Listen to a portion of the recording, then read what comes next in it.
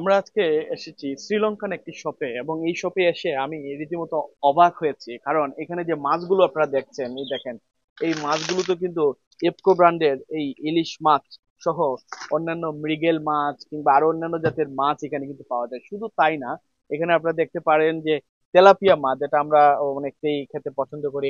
কালীবাগরা এই মাছটা আপনারা নিশ্চয়ই জানেন।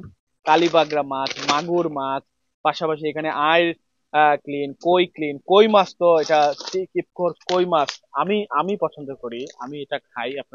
আপনারা নিজেরাও এটা পছন্দ করেন আশা করছি।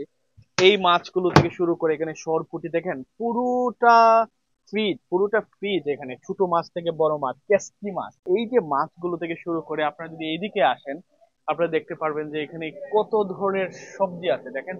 জলপাই থেকে শুরু করে চিচিঙ্গা, এরপরে এখানে আছে বাংলাদেশি সিম অর্থাৎ উড়ি যেটা আমরা বলি, কাকরোল, এবং কাঁঠালের বিচি, লোকে দিয়ে কাঁঠালের বিচি, শিমের বিচি।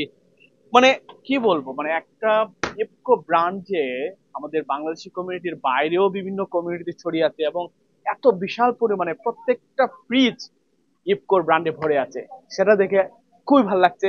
বাংলাদেশি একটি ব্র্যান্ড এইভাবে এত সুনাম, এত জনপ্রিয় অন্যান্য কমিউনিটির কাছে, আমাদের কাছে তো অবশ্যই অনেক ভালো লাগছে।